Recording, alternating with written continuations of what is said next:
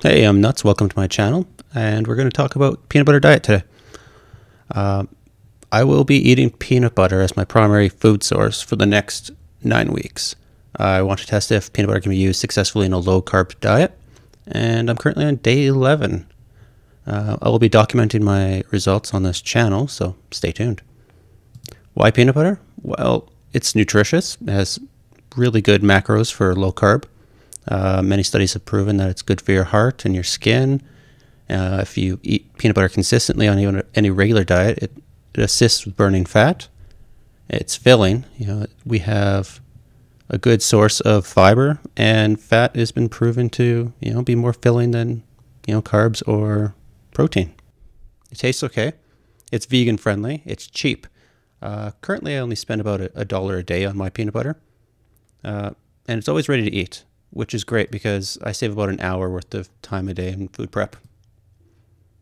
Current progress: I've lost over 16 pounds in the last 11 days eating peanut butter.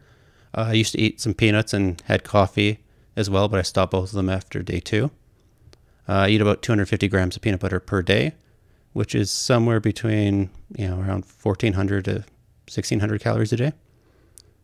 Some days it's much less just because peanut butter is really filling.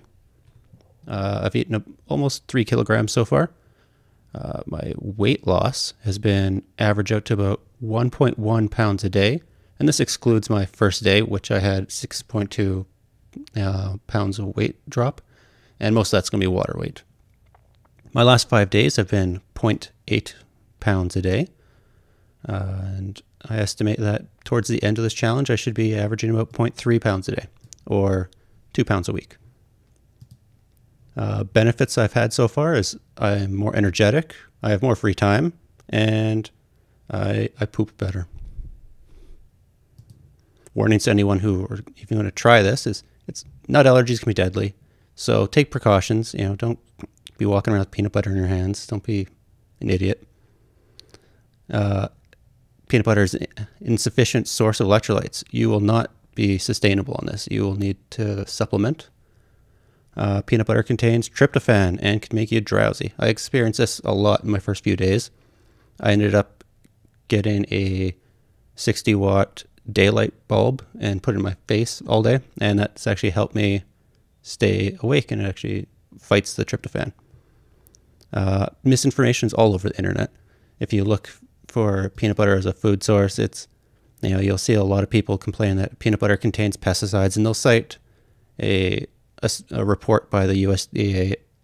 I looked into it, and that report doesn't sustain any of those claims. It's pretty silly how much misinformation there is on the internet for this. A really good source for information would be the peanutinstitute.com. All their articles they have sources cited, which is really nice. You can actually see where they're getting the information from. The rules for my challenge will be that I must only eat peanut butter, and if necessary, I can add other whole nuts and seeds. I must take vitamins and supplements, so a daily multivitamin is required. Vitamin D is an additional to it. I live in Canada. We don't get enough sunlight, so most of us are vitamin D deficient to begin with. Omega-3. Peanut butter has a lot of omega-6 fats, but they don't contain any omega-3s, and that's a required nutrient. Magnesium, potassium, and sodium are all electrolytes and are required to supplement. At day 10, I finally started feeling symptoms of deficiency of potassium, so I've now added all 3 of these to my diet. We'll see how that affects my weight. Acceptable cheats: whole nuts, which I mentioned, and I plan to have a keto-friendly, Christmas dinner, maybe some turkey or ham and some veggies. In the past, I've done dieting every couple of years with goals to see how fast I can lose 50 pounds. These weren't ever intended to be sustainable, just a challenge. I have successfully lost weight with prolonged fasting, high carb, low fat exercise, basically your traditional diet method. High intensity workouts sprints, doing stairs, weights, intermittent fasting, and low carb, high fat. That's what this diet is, and I typically find this is a very convenient, easy diet to stick to. Tips for success. Drink enough water. If I don't drink enough water, I won't burn fat. It's a required resource, and it also helps you feel full. Eat only when hungry. Right now, I am not following a meal plan. I'm just having about a tablespoon of peanut butter about every hour. Positivity is really important. You don't want to be stressed out all the time. You don't want to have like cortisol and adrenaline running through your body. It'll lead to, weight gain possibly. It makes your life more difficult. Being consistent. I don't change what I eat. I don't try to exercise too much or too little. I just want to keep the same food intake and activity levels so that I can track the progress better. If I cheat, I'll have to cheat the keto-friendly way. I'm not going to go get a burger or pizza. If I'm just desperate for something, getting a steak or something, is a better idea. It'll keep me in the keto lifestyle, and I don't have to worry about, having insulin levels jump up or, gaining a bunch of water weight back right away. Staying busy is important.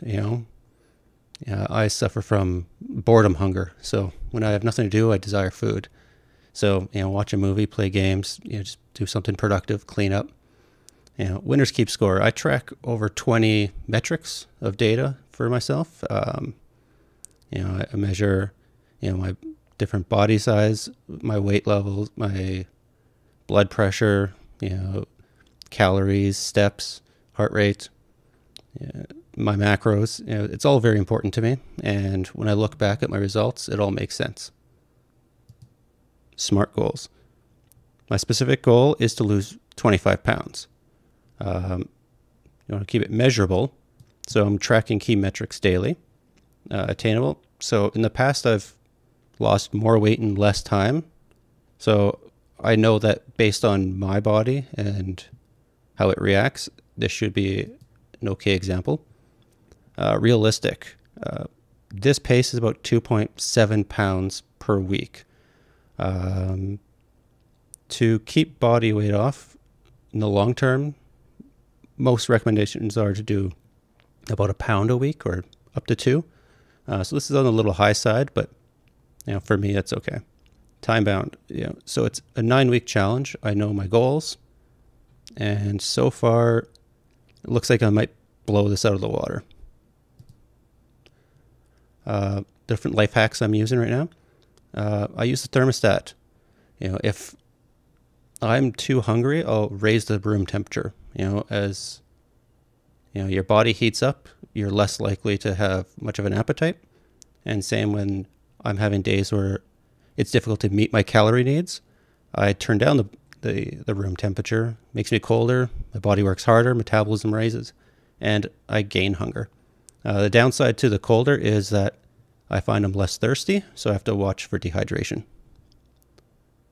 Green tea is great as an appetite suppressant, and studies have shown that it helps you burn fat. I don't know if I'll get the fat burning advantage on this one. Most studies show that it's like 5 cups a day, and I'm more like 2. Brushing teeth or chewing gum between servings. Your family thank you. Well, in this case, some people have to worry that when their body starts into ketosis, that the side effects of having your fat being converted to energy is that there's chemicals that are being released in the process. So one of them is acetone, the smell of nail polish remover. And most of this is released through your urine, and some of it's through your breath, through breathing. So just having some gum or whatever, plus it's a good idea anyways. So, in conclusion, if you have any questions, concerns, or recommendations, please leave a comment. I'll be happy to see it. I'll be trying to have a weekly progress updates. And, if you've done something similar, let me know. And thanks for watching. See you next week.